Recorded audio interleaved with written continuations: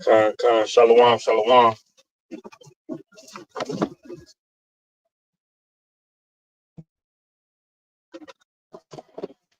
Peace to the Most High God, Shem, Khan.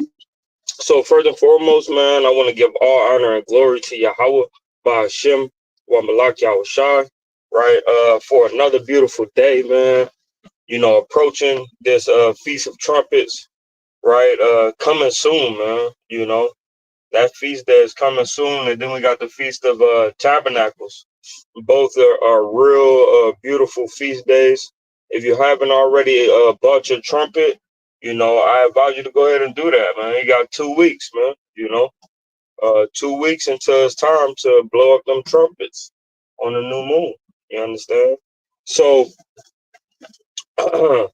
so what inspired this is, you know, I've been reading, so I'm reading the whole Bible starting from the beginning, right? So I've been reading in 2 Samuel recently, right? And the chapters are flying, right? Once you get into the spirit and you read, you know, the whole history, all the law, and then you get into these kings, when the kings start getting situated, it's really good accounts, man, to observe and check yourself, you know, and watch what spirit you move in, because so many times we think that we doing the right thing and we moving in a righteous way, right? But there are character flaws in us, and we can see these character flaws in the people, the characters in the Bible. You can see these flaws, right? And with noticing it through, you know, through reading it from the beginning until the end, you know, it gives you an insight on what people are doing wrong when it comes to how they treat one another, counsel, you know, anticipation, having a level of patience, long suffering with a brother. Like I just read the story of Saul and David, and the amount of compassion that David had on somebody that was continually trying to kill him, right? That is the type of compassion we need to have on brothers and sisters out here on these street corners, man, out here on our day-to-day life, right? That same compassion, to where somebody is trying to talk about taking your head off, but you like, hey man, look, I could have did you down bad in practicing fighting. I could have did you down bad, but you know, I'm gonna let that slide in your spirit, right? Don't worry about, you know, you don't even have to say it out loud, you know, but in your spirit, man, containing that anger, that rage, that hatred, and just throwing it to the side, like, bro, I love you, you know, I'm not gonna touch the Lord's anointed, right? In that period of time, yeah, Saul, right? Saul was talking about Shalom, Shalom, Akgio, right? In that moment of time, Saul was anointed king, so he actually had the anointing oil poured on him. So David knew he couldn't touch him. But it got better, though. It got better because when we go into the story that I'm about to read, David forgave his son for trying to kill him and wept, right? There's many situations where he wept for somebody getting killed for trying to kill him, man. You know, that it was one time he said, this is not a beautiful day, right, in the Lord. Because somebody had got killed, man. I was trying to kill him, but he was an Israelite. Right? So watch this. First, I'm gonna start off with Matthew, right, chapter 5. And verse number 44 to 45, right? Because this came from somewhere, and now I see where it came from. And that's another beautiful thing about reading the Bible from the beginning, right? Matthew 5 and verse, I'm going to go to 43. Ye have heard that it hath been said, thou shalt love thy neighbor and hate thine enemy. But I say unto you, love your enemies, bless them that curse you, do good unto them that hate you, and pray for them which despitefully use you and persecute you, that you may be the children of your Father which is in heaven. For he maketh his sun to rise on the evil and on the good, and sendeth rain on the just and the unjust. So letting you know, man, they're gonna have situations arrive. Yeah, you might be doing good and prosperity, right? So could the evil, right? Yeah, you could be Salakia. Yeah, you could be let me see. Yeah, you could everything in life could be shiny and good and glamorous. But the same thing can happen for the evil. Choose to be good, right? Choose to do righteous works instead of evil works, right? This is what Yahweh Shah is telling us right here. Salakia. But watch this in the book of Second Samuel. This story really messed me up. Like I really wanted to cry. I couldn't, but I cried in my spirit. I couldn't get the tears to come out, but that was close. Right? It was real close. Right? But this story, man, really hit home for me, and I might cry on this, making this video.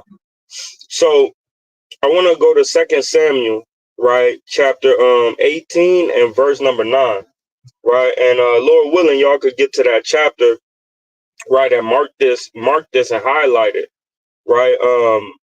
Second Samuel 18 and 9. This is kind of where it starts. It don't really start here, but this is where the good part is, right. So watch this. And Absalom, right, which is David's son, Absalom met the servants of David, and Absalom rode upon a mule, and the mule went under the thick burrows of an oak tree, and his head caught hold of the oak, and he was taken up between heaven and earth, and the mule that was under him went away. And concerning, and concern, Salakia, and a certain man saw it and told Joab and said, Behold, I saw Absalom hang on the oak tree. And Joab said unto the man that told him, And behold, thou sawest him, and why didst thou not smite him there to the ground?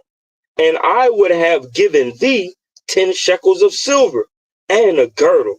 Right? So Joab, right? He loves David a lot. This is David's right hand man. He's not understanding what he's saying right now. He's so emotional, right? David gave a decree, and it was up to him to follow it, right?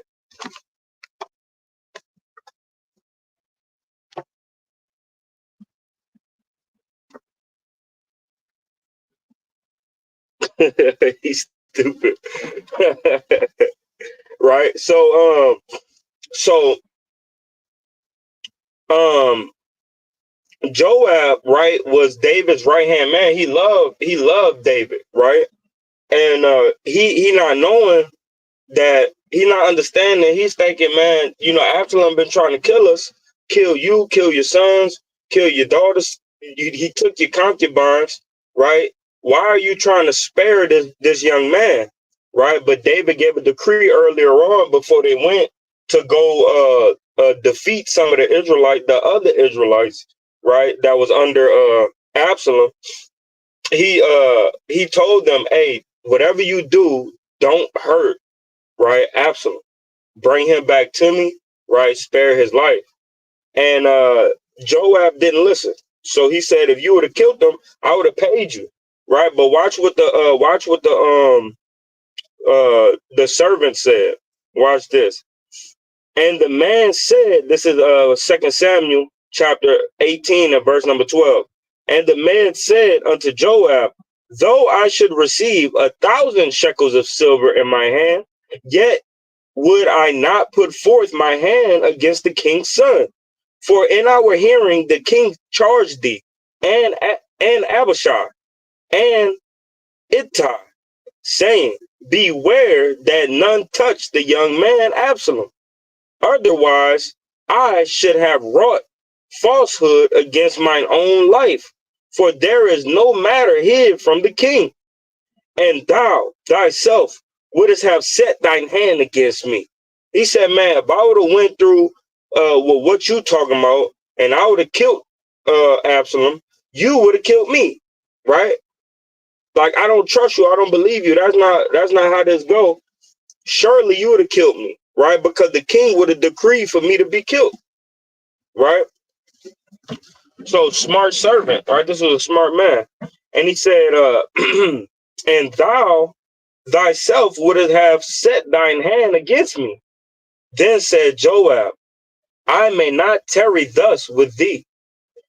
And he took 3 darts in his hand, Salakia, and thrust them through the heart of Absalom, while he was yet alive in the midst of the oak. And 10 young men that bare Joab's armor compassed about and smote Absalom and slew him. And Joab blew the trumpet, and the people returned pursuing after Israel. For Joab held back the people, and they took Absalom, cast him into a great pit in the woods, and laid a very great heap of stones upon him. And all Israel fled, every one to his tents. Now Absalom, in his lifetime, had taken, I don't want that. So we're going to drop down a little bit. So it's more of the story going down to where we're going to drop down to what Absalom did before he died and have any children, is he made a image of himself, right? And he named it after himself. And he said, I did this because I'm doing this because I don't have any children yet, right? And that's what it was about to talk about. And so then, right, I'm going to drop down to verse 20. And Joab said unto him, thou shalt not bear tidings. So Ahimaaz, the son of Zadok, he wanted to go give the tidings to King David. So this is what went down right there. And Joab said unto him, thou shalt not bear tidings this day, but thou shalt bear tidings another day. Just wait, hold off, don't go tell him yet, right? But this day thou shalt bear no tidings, because the king's son is dead. Then said Joab to Cushi, go, tell the king what thou hast seen. And Cushi bowed himself to Joab and ran. Right. So now, Cushi, right, which is the name, he's right. He didn't want David to mess around and kill the priest's son. Right. So he said, nah, you cool. Don't go run and tell him nothing. Let's send this brother, right? This servant. So we're gonna drop down a little bit. So verse 27. And the watchman bringeth tidings, Salakia. And the watchman said, me think it the running of is like the running of Amas, the son of Zadok. So he said, I see this brother. I know how he run. This is Zadok's son. This is Hamas, right? And the king said, he is a good man and cometh with good tidings. And Hamas called and said unto the king, all is well, right? Basically a salute, all is well, right? And he fell down to the earth upon his face before the king and said, blessed be the Lord, Yahweh, thy power, which have delivered up the men that lift up their hands against my lord the king. And the king said, is the young man Absalom safe? And Hamas answered, when Joab sent the king's servant and me, thy servant, I saw a great tumult, but I knew not what it was.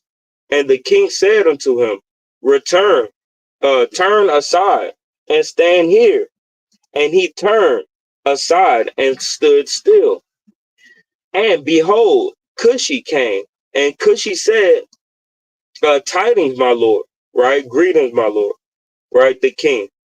For the Lord Yahweh had avenged thee this day of them that rose up against thee, right? So Hamas came through and he said, I don't know, but I know he dead, right? I don't know exactly what went down, but I know he dead. Cushi about to come give him the story, right? So it says, and behold, Cushi came in, and Cushi said, tidings, my lord, the king.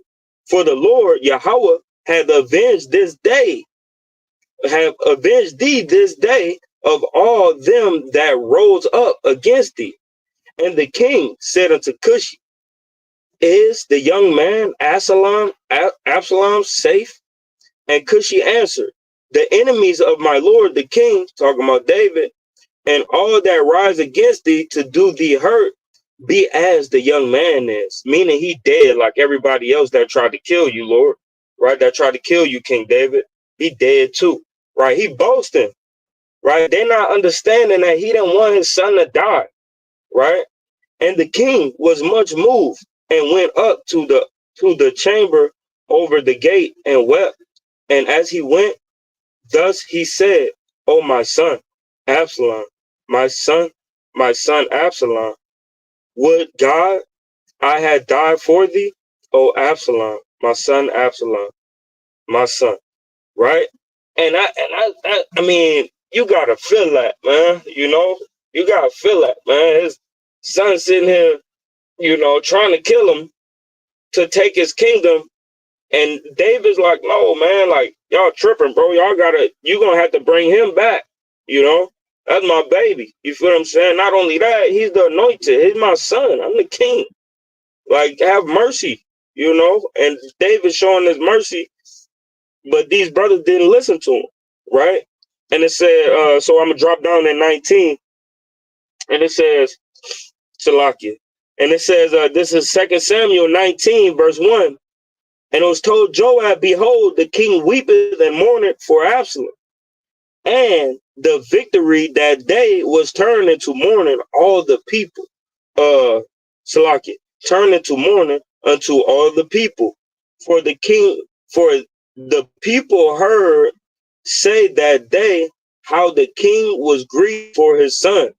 And the people got up them by stillet, Salakia, by stillet that day unto the city, as people being ashamed steal away when they flee unto the battle. So everybody moved. Everybody got out of there. The king is weeping. We all about to die, right? We should have never put our hand to his son, right? Watch this. And it says, but the king covered his face, and the king cried with a loud voice, oh, my son, Absalom. Oh, Absalom, my son, my son. And Joab came unto, and this is, so what David is showing is that mercy, that grace, that high level of forgiveness, this loving kindness that people out here don't have no more, that we forgot to have with one another. David is sitting here showing us how we supposed to be with one another, even if your brother is trying to kill you, man. I had somebody stab me up 4 times. My homeboy went out looking for him, and he got his name, he got his location, and said, what you want to do? I'm in the truth at this time. I said, bro, we're going to let him have it, man. Let the Lord be the judge of the matter, right? That's exactly how David was rocking. But Joab was acting like my homeboy Willie, you know, William, right? So, and it says that Joab came unto the house of the king and said, thou hast shamed this day the faces of all thy servants, which this day have saved thy life and the lives of thy son, and of thy daughters, and the lives of thy wives, and the lives of thy concubines. And in that thou lovest thine enemies, and hatest thy friends, for thou hast declared this day that thou regardest neither princes nor servants. For this day I perceive that if Absalom had lived and all we had died this day, then it would have pleased thee well. That's crazy. And you got to feel what he's feeling though. Joab loved David. He killed all these people for David. He was the head HNIC in every war when David was young. Joab was in the forefront right next to David. So he's like, bro, like, we did all this for you, save your household, everything, and you making me feel like the sacrifice that we made is not as important as if your son was alive or not. You would have rather all of us died at the hand for your son, right? And it says, and if Absalom Slok, nor thy servants for this day. I perceive if Absalom had lived and all we had died this day, then it had pleased thee well. Now therefore arise, go forth, speak comfortably unto thy servants, for I swear by Yahweh. That's heavy. He said, for I swear by Yahweh, if thou go not forth there, will I not tarry one with thee this night, and that will be worse unto thee than all the evil that befell thee from thy youth until now. He said, I'm gonna kill you. Look, man, if you don't go talk to them and cheer them up, I'm gonna murk you. We about to go. We about to destroy this whole damn place, right? This is the mind of Joab, and he loved David. So this really hurt. Like, you got to understand, like, Joab crying when he's saying this, but he not in the right spirit, and David is in the right spirit, right? So it says, then King David rose and sat in the gates, right? Clean himself up, right? Wipe his face, try to cheer up a little bit. So, because he loved Joab too. Like, this is like Jonathan to him. You feel what I'm saying? So he says, and the king rose and sat in the gate, and they told unto all the people, saying, behold, the king doeth sit in the gate.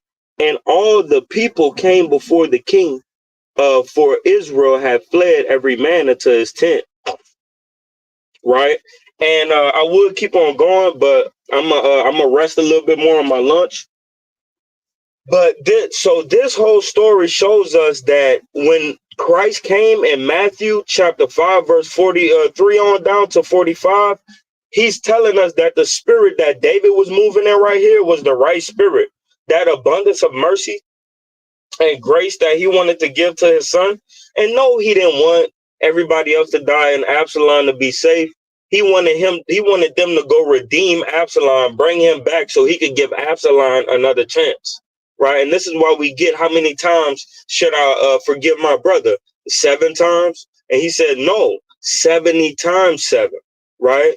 Meaning we need to have that same level of forgiveness as King David, man. To where he was able, he will put his own life in jeopardy at the expense of another. Right. This is why Yahushua also taught us what he said. He said, the only way for you to follow me is to deny yourself, right? Not hate even your own life, right? If you're gonna come and follow me, because it's a good possibility that you might have to die at the hand of your friend, man. Who gave up Yahushua? Judas, right? His brother, right? Not his blood brother, but somebody that rocked with him all the day long, man. These are the same people gonna have to deliver you up, man. Who delivered up Stephen, man?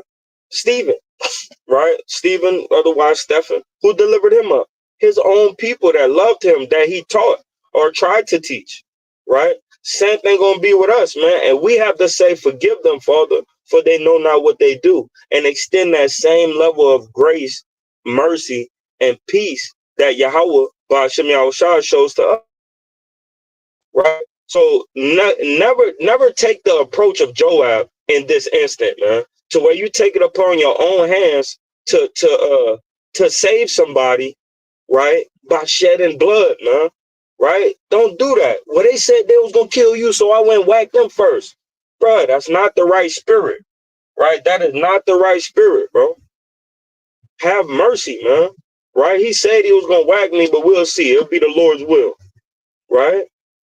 So stay humble, man. Stay vigilant, right? Because your adversary, the devil, is out here trying to see, right, who he gonna be able to destroy, man. And we have to be strong enough to withstand the wiles of the devil, man. And the wiles of the devil come from the thoughts of the brain. Joab, that was Satan inhabited Joab in that moment to kill the king's son when he already put out a decree in the hearing saying, hey, bro, don't touch Absalom. Don't hurt the young man, right? So, hey, man, with that, I want to say, man, I love y'all, man. Ahabatha, Mashpaka. And once again, man, call Allah, Abanawa Yahweh, Ba'ashem wa Malak Yahushai. right? And I want to say Barakathum to the Akwath and Akim, right? Shalom.